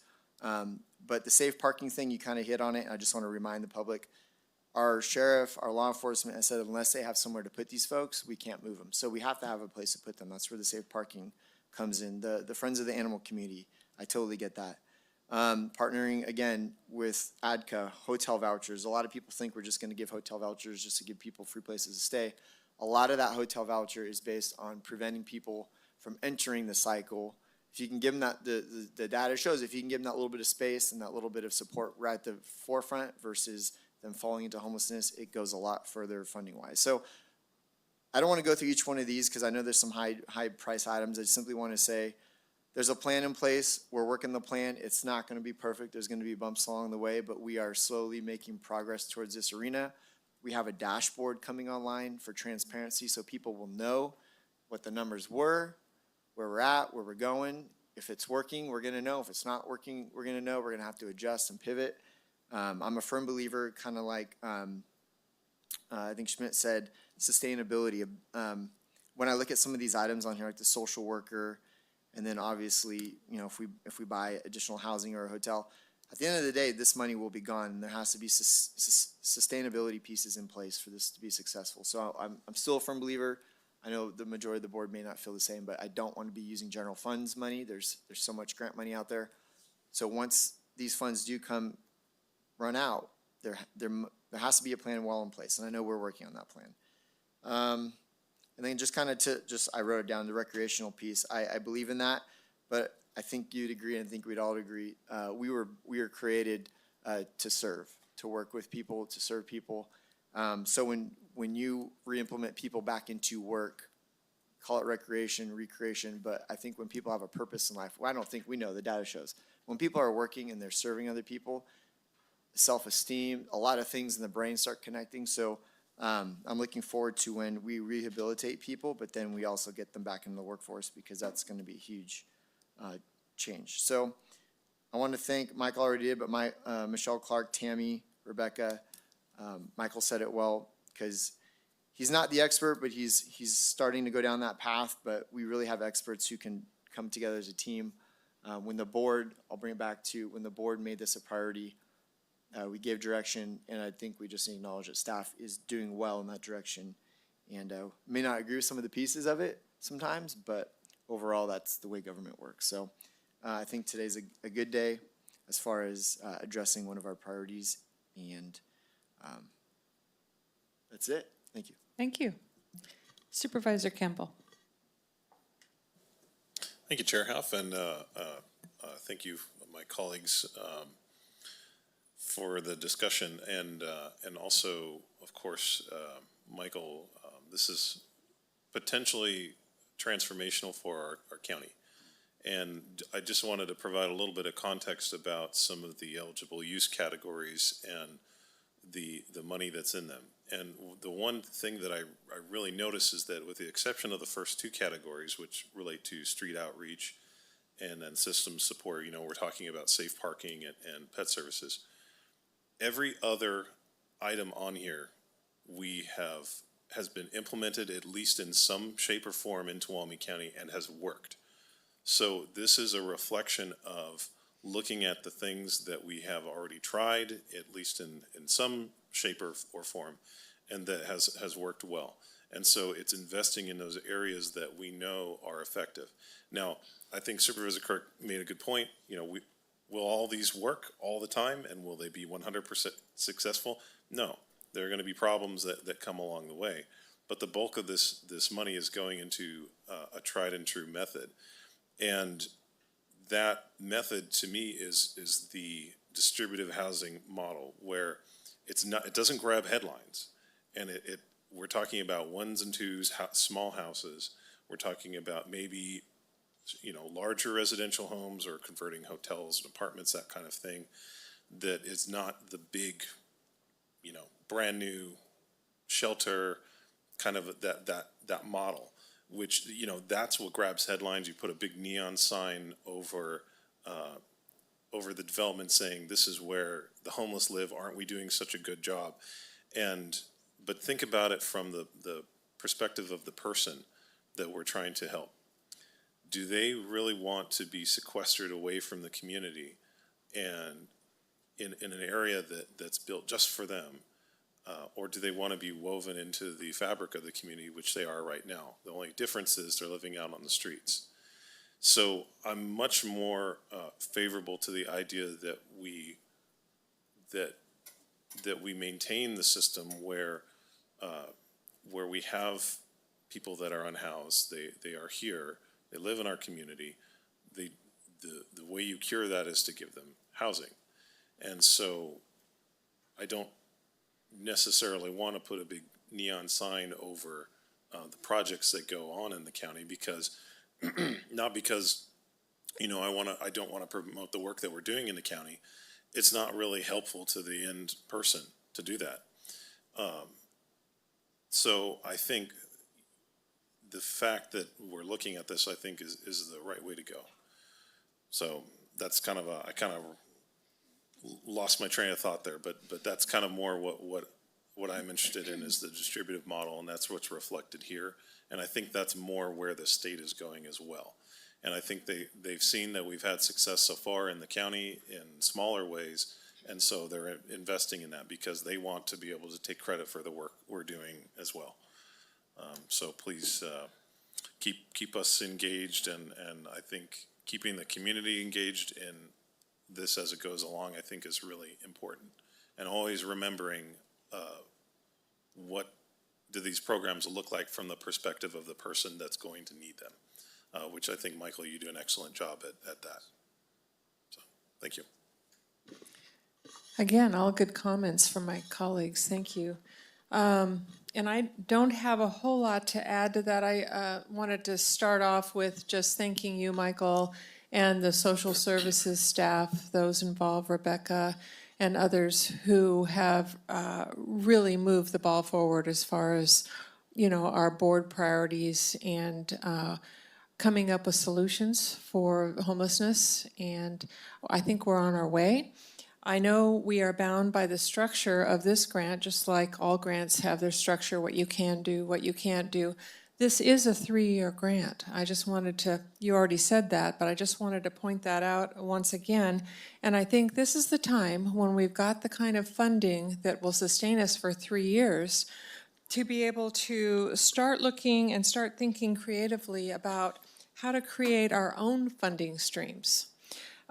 Creating industry or jobs for the folks that are going to be housed, those who can work, and some kind of industry or jobs that provide a return on the investment, because we're going to need that. We're not always going to have the state saying, okay, you're doing a good job, here's more money.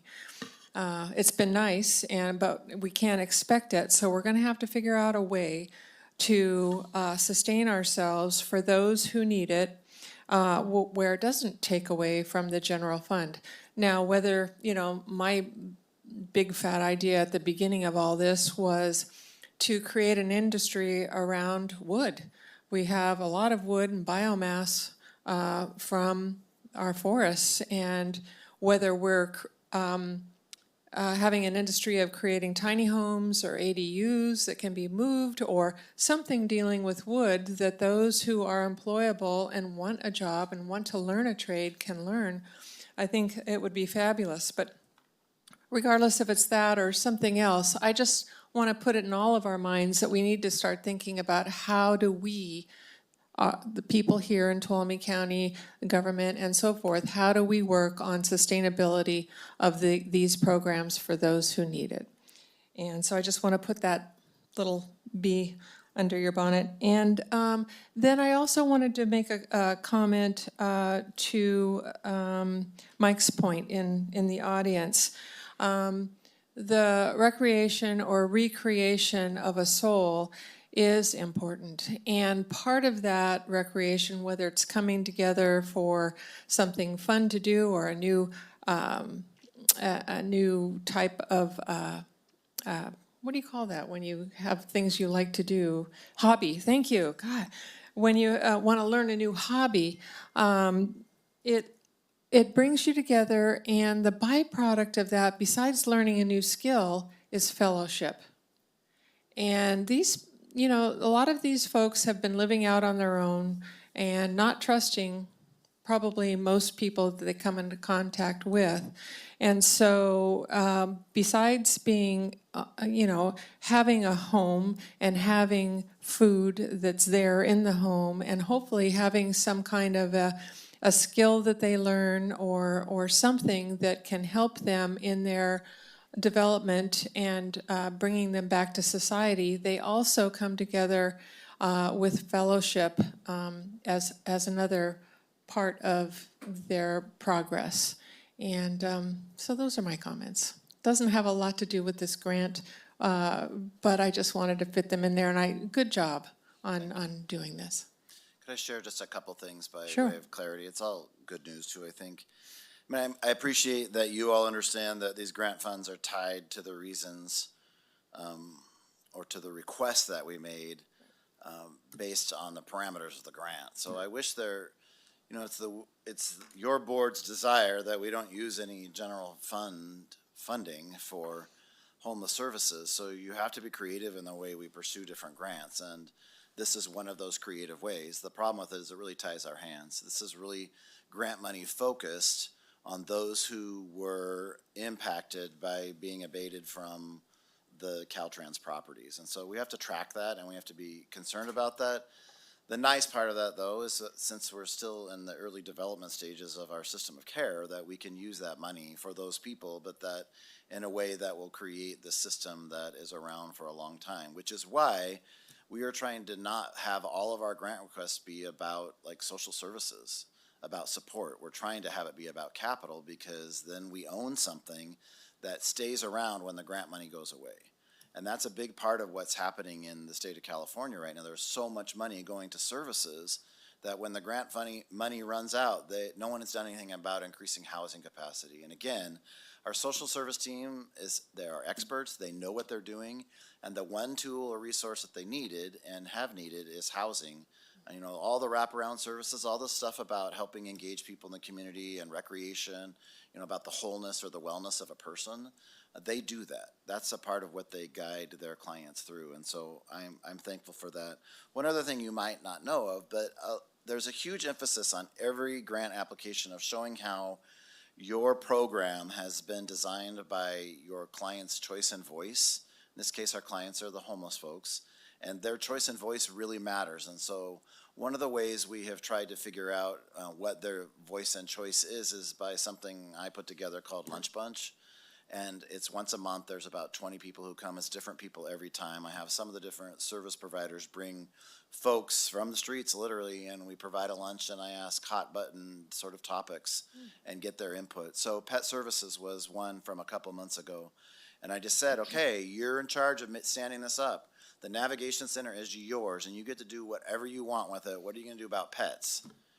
And they kind of looked at me. I'm like, yeah, because there are 50 people living there. Does each person get one pet or two pets or three? Can it be a peacock, a pig, a cat, a dog, a pony? Like, what can it be? Because we all bond to animals, And it was very interesting. Of the 20 people that were there that day, the majority of them said no pets at all. And there was one woman who was elderly, and she goes, well, I couldn't go anywhere without my cats. And then someone else said, well, then that would be a choice that you make.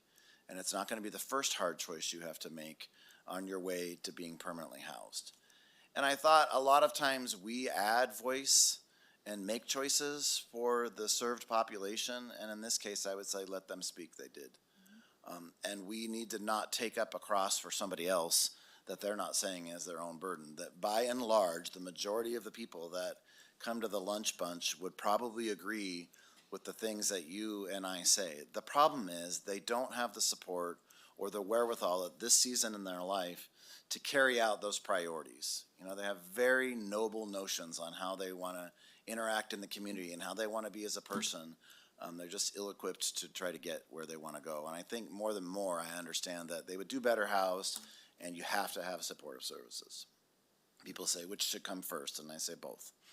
They both should come. So I really appreciate this interaction. I appreciate your support today. I look forward to your support in the future when I come back with identified properties in your district, and we'll see how that goes. And I bet the room will be full then too, but thank you all very much. So did we ask for public comment on this? We already did. Okay. So I will entertain a motion for approving this funding and the resolution. Chair, I'll make a motion to approve the resolution funding round 3 look back grant standard achievement agreement with the State of California Business Consumer Services and Housing Agency for $6,254,250 in homeless service grant funds, and authorizing the county administrator to sign. I'll second that. So it was moved by Supervisor Campbell, and seconded by Supervisor Half. We're all friends here. Supervisor Ryan's okay. I know, I say Supervisor Jaron once in a while. All those in favor say aye. Aye. Any opposed? Any abstentions? Okay, that carries 4-0. Thank you. All right, next we have reports. None for our clerk. How about our CAO? County Council? Okay. Who on the board would like to go first?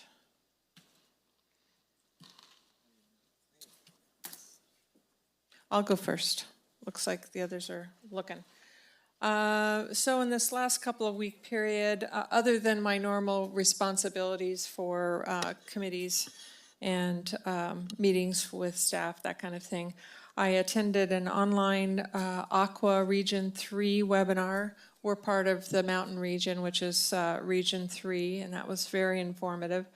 I also attended an RCRC ad hoc property insurance meeting. We're still striving to come up with some recommendations for the end of the year for all of the rural counties as to what to do with property insurance, and we thought for sure there was going to be some legislation coming forth, and it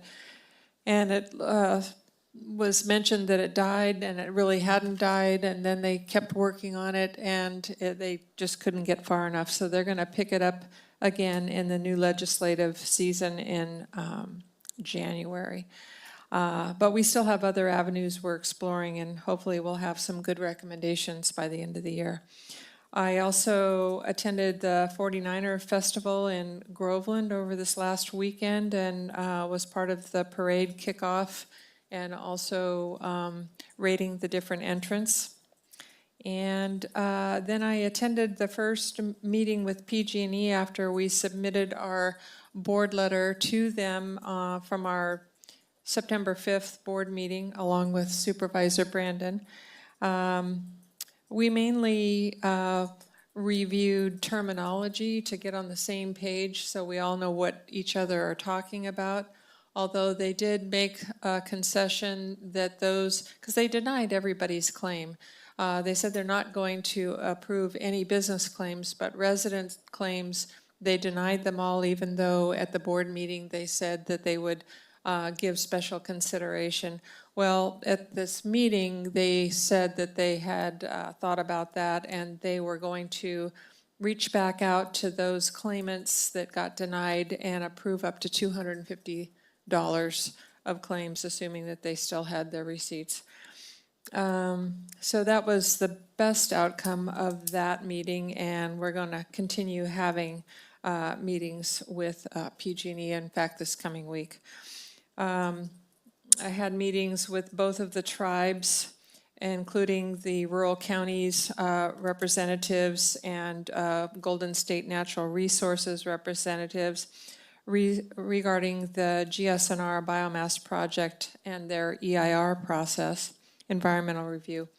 And I'm looking forward to attending the Rural Counties Annual Conference in Monterey this week. So that's my report.